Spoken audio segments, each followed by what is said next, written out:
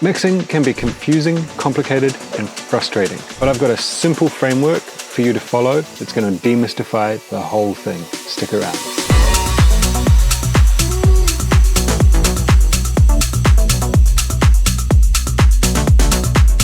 Hey guys, Dilby here. Welcome back to the channel. So today it's part 3 in our Mixdown Basics series, and we're going to be looking at adding in the vocals and melodic elements to our mix. If you haven't checked out the previous 2 videos, then click here. There's a link to a playlist. So all of these videos are going to be in that playlist, and you can watch from start to finish and go through the whole process. Now I just want to reiterate, as I've said a few times in this series, one of the most important things you can do for your mix is select sounds that work well together and give each other space in the mix. It's not always easy, but in my opinion, you get the best results by working with the less is more principle. If you like the track that's playing in the background, it's a new one of mine. It's called Connected.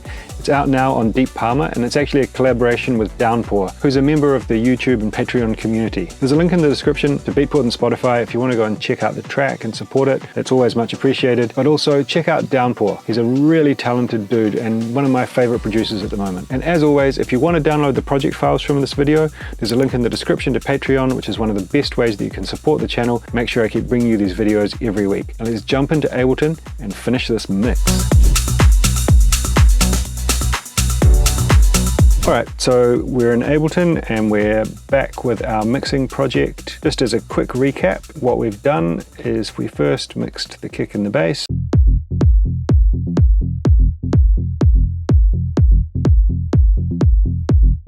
We then mixed in the drums.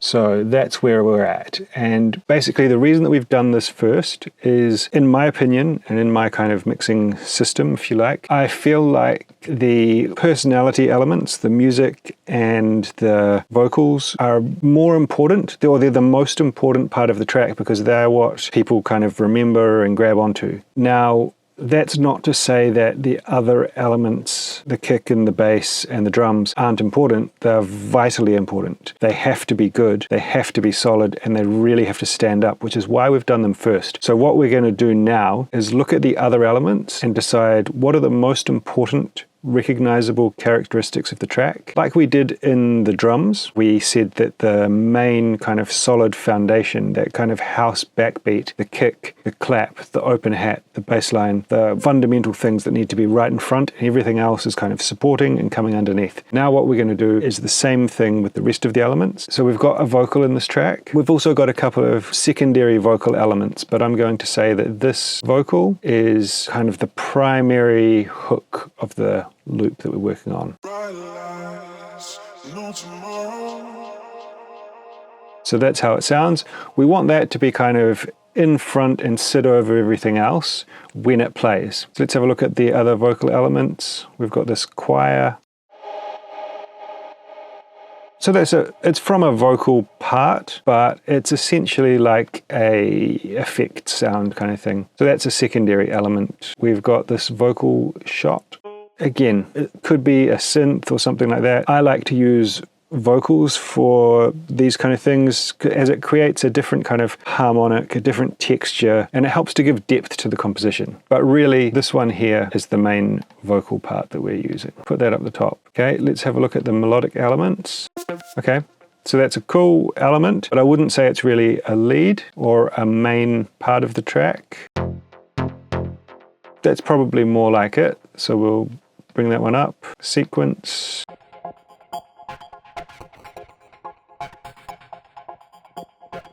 So this is probably going to add a lot of personality to the track, but by its nature, it's going to be in the background a little bit. So we're not going to prioritize that. Probably slightly more important than the acid pluck. So I'm going to bring that up. I've got this pluck answer.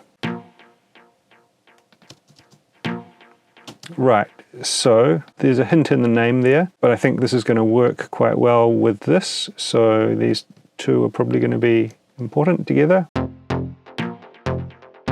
Doing some kind of question and answer, call and response kind of thing. And then a pad, generally it's going to be more of a background type thing.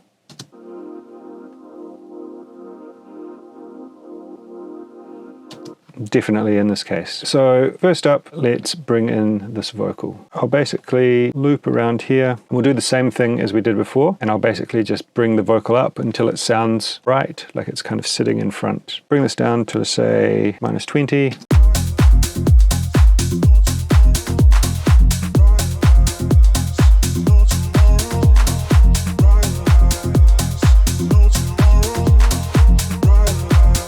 Right, so I've got that up to -8. Let's put this to, say, 5, and we'll bring it down and do the average thing again.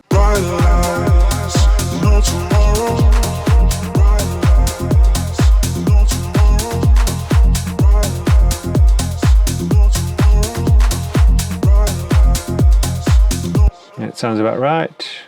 -8 again, right? So that's probably good. Now, one tip, it'd be a bit weird if I did this in a video, but it can be really helpful to do this with your eyes closed, because it's just taking away one of those sensors. It makes sure that you're not looking at the numbers on your volume fader here. So you're really just listening and going, okay, where does this feel like it's the right volume? And remember, we're trying to get like a starting point for these, and then we will go back to them. In the production process, I generally do some kind of basic EQing. You know, I've kind of cleaned up the low end here, got a little bit of side chain. I mean, a lot of this is, it's sound design, but I'm also being mindful of some of the things that I need to do. I'm controlling the dynamics a little bit with a glue compressor, using an EQ to roll away some of the low end.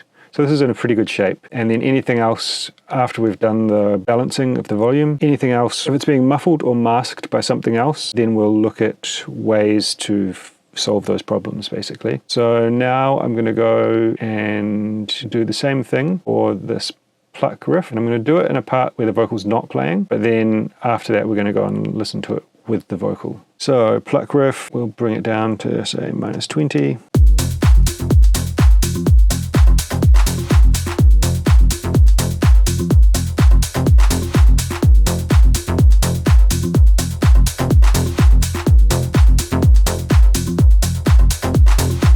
Okay, that sounds about right.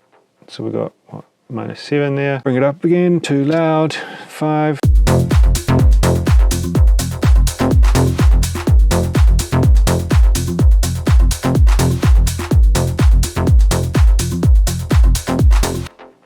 And then I've got it at -4, so halfway between that. Let's try -6.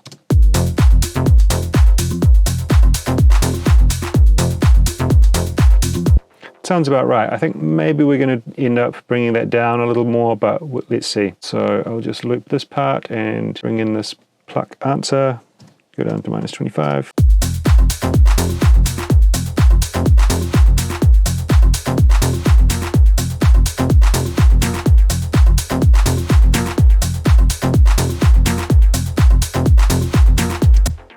Okay, -10. So I think that's quite a bit louder than it was previously. I'm pretty sure this pluck riff channel is about in the same ballpark as it was before, but this one I've turned it up quite a lot. And having that equally bold to this pluck riff helps them to kind of stand out from each other. If one's like hidden, then you don't really notice that there's quite a difference in the sound. So if I bring this back down to, I think it was like -15 or something.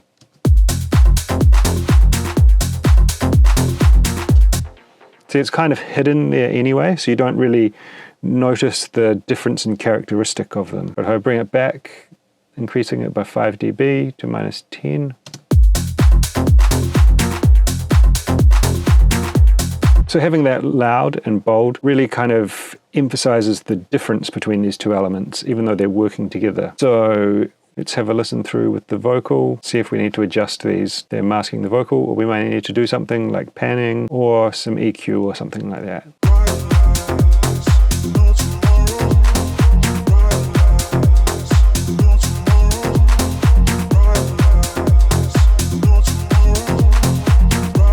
Okay, this pluck answer, I think, is avoiding the vocal quite well.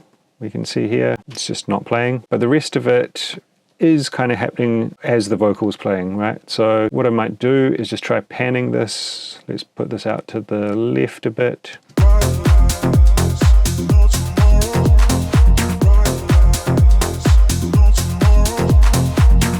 Okay, that works.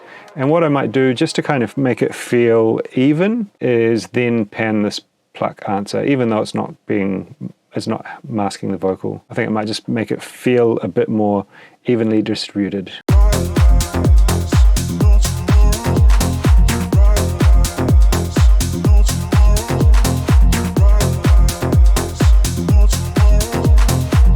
Sounds good. Now let's have a look at our sequence. We're basically going to do the exact same thing. So the actual implementation of this mixing process is quite repetitive, but you can see that it's more about the process and having this clear path of what we're trying to achieve. We're trying to achieve the main, most important parts to be loud, punchy, and in front, and the other elements to be supporting in the background.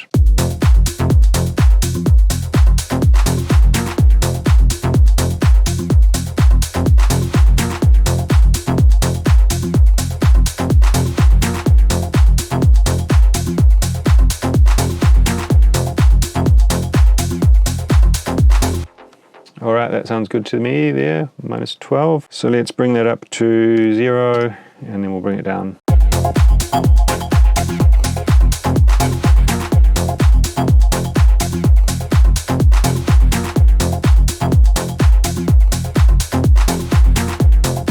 -11. All right, so I'm just going to leave it there. Maybe we'll tweak it a little bit. Or let's just do -11.5. Do it properly. Let's do the pad next.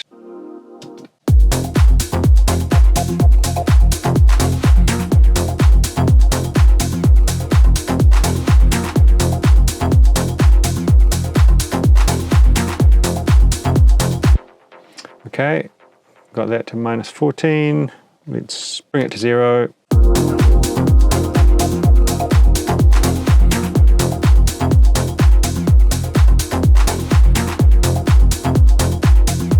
-13, so we'll go -14.5. I think that's a little bit too loud, so we'll bring it down to -15.5.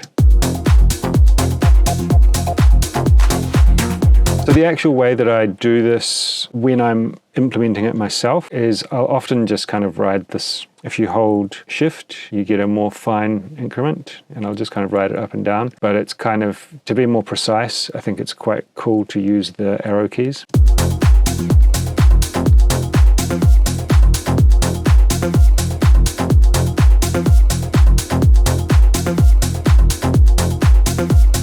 So I ended up turning this up louder than I thought I would. You can see just in the kind of sequencing that it's actually got its own space here. So before I had it quite low and it was just more of an atmospheric type thing.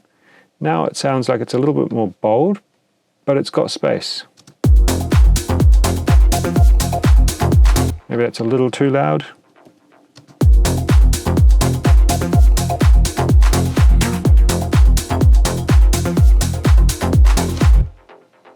Cool. Now, I just got an idea with the panning. What I might do is, so I've got this at -12 to the left. In this section here, I might bring this 12 to the right. Then I'm going to put this one here to the right. And this we're going to put back to the left. So let's see how this sounds. I can just highlight this and duplicate the panning.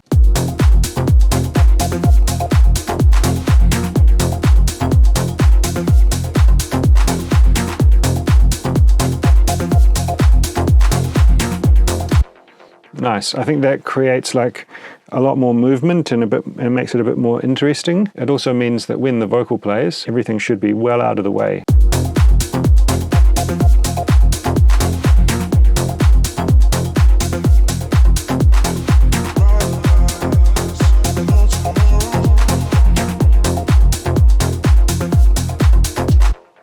Nice. I think I'm just going to give this one more dB, this acid. And now let's look at our secondary vocal elements. So how does this work with our plucks?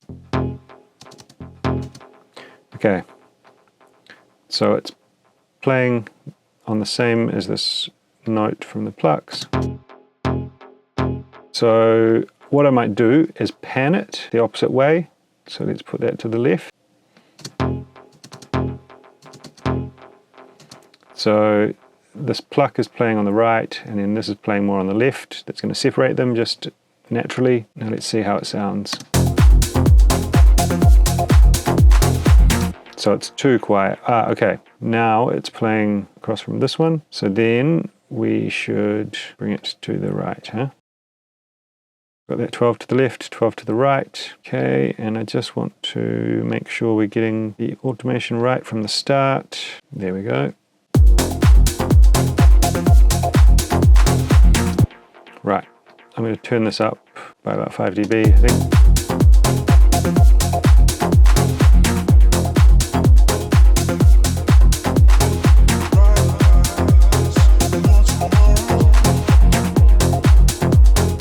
Alright, let's put this to maybe 5 dB and then see when we bring the volume down, how it sounds.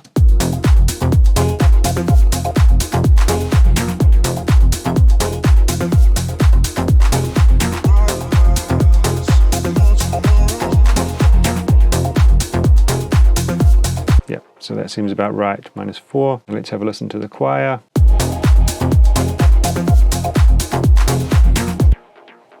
This will probably give us a good indication if we come from here and then it plays.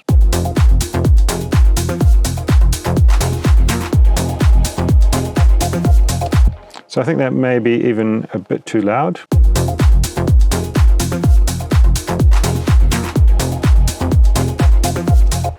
Maybe 1 dB up.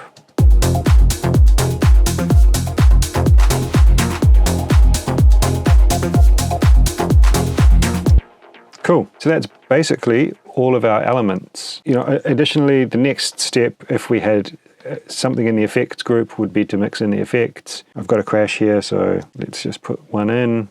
Sounds a bit loud. Let's add some reverb and a bit of delay. And maybe we could have one here as well. So let's bring it down to -20 and let's loop around to this part here. Oh, -20.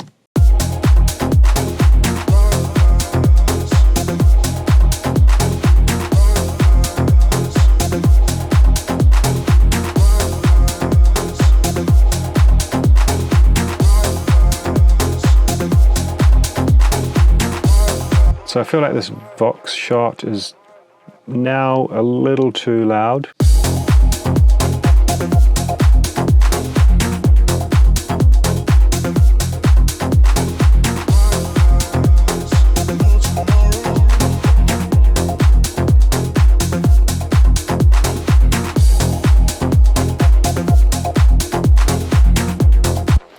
Now what I'm looking for here is balance, and to me this is feeling pretty balanced. What I'm going to do to double check that, I want to go to my master, and so I've got a limiter here. I'm going to bring this down until I'm getting around -9 to -8 LUFS.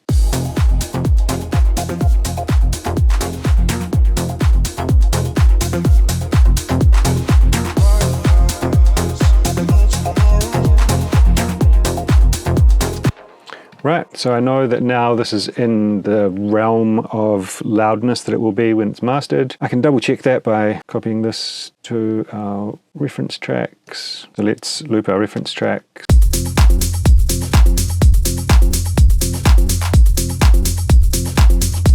Cool, so we're getting around that -8, and let's check this one.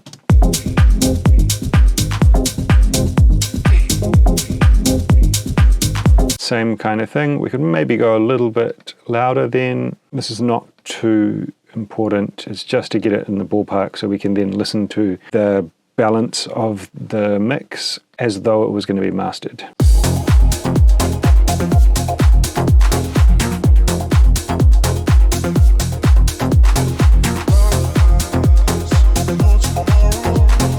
So we're basically at the same loudness as the reference tracks. Now, what I'm going to do is grab here, loop, and we'll go to span. Got a full video on this, which I'll link here, but I'm basically just going to check this to see if there's any significant difference in like the volume of the hats compared to these references. Often I use it in hats, but also you can kind of get a good indication of how the mid-range is working, how the low end is working. So we'll just put pre-effects here because we just want to get we don't want it to be influenced by anything else that's on the channel.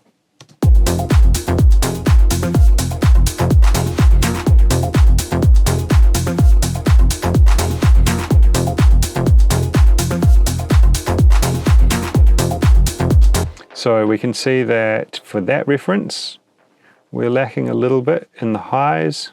Everything else seems to be pretty similar. Obviously, we've got a little bit here in the mids, but I know that this is earlier on in the track, so we could kind of pull it forward a bit more, see if when there's more going on.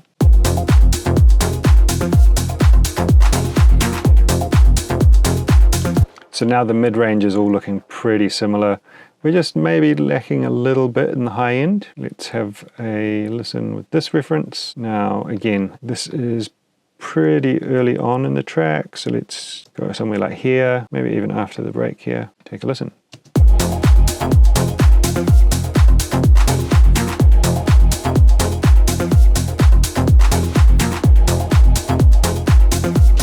Right, so we can see by comparing these two different reference tracks that it's quite likely we're lacking a little bit in the high end. So what I'm going to do here, first thing I'm going to do is increase the main hats a little bit.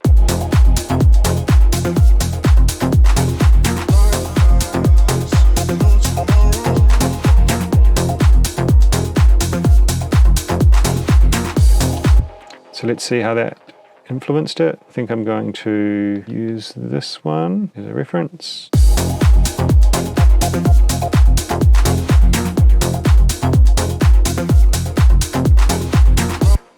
So we're getting slightly closer. Now I might just try actually bring that back down and try increasing the hat group a couple of dBs.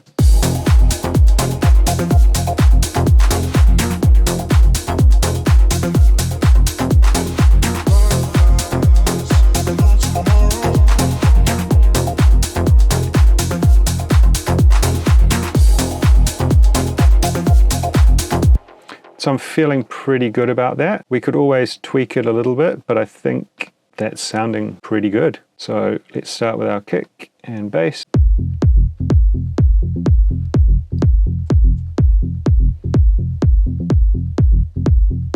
Adding in the drums.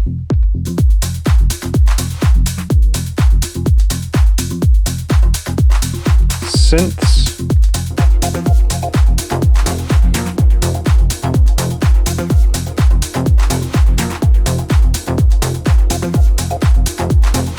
Vocal elements.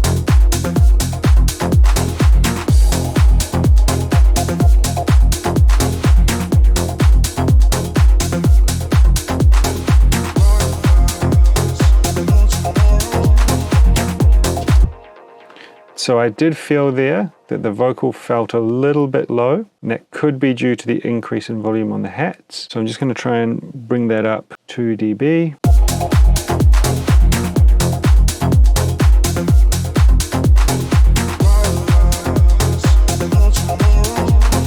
That sounds good to me. So there we go. Our mix is done. We did almost no mixing in terms of compression, EQ, saturation, all of that kind of thing. And the reason why that was possible is because basically the elements are distributed evenly across the frequency spectrum. There's not 3 bass lines or a bunch of elements that are occupying the same frequency and playing on top of each other. We used a bit of panning to spread things out and give the other elements space. But most importantly, we used volume and a clear reasoning and structure of what is most important and what should take priority and precedence in the track, and made sure that they were the loudest, the most in front, and that the other elements were playing a supporting role and kind of adding texture and ambience behind them. So hopefully this gives you a bit of a blueprint of how you can go about getting your tracks to a bit more of a balanced, professional sounding level. You're probably not going to watch this and become a Grammy Award winning mixing engineer, but it's meant to demystify and simplify the process a little bit so that you can kind of do your own rough mixes at home and understand the process and avoid that kind of going around in circles where you tweak one thing and it screws up the next thing and then you just spend days and days and days like a cat chasing its tail. Trust me, I've been there, and this is how I avoid that now. Of course, if you missed the first 2 videos, then you'll want to go back and watch those. And if you want to grab this project so you can kind of dive in and have a little bit more look about how I've done things, then you can grab that from Patreon. There's a link in the description. And there's this and so many more project files on there. It's a pretty amazing resource, and as I said, one of the best ways that you can support the channel. Alternatively, if you're looking for a professional mixdown for one of your tracks, there's a link in the description to Weekend Audio, my website, where you can order mixing and mastering from myself. Alright guys, there you go. Mix is done, and I think you can see it was not too complicated in the end, but the most important thing was going about it in a structured way. If you have any simple tips and tricks to help make mixing easier, then drop them in the comments and let the community know. And if you're looking for something to watch next, then check out this. I think you're going to like it. Well, that's it from me today. We'll catch you next time. Peace!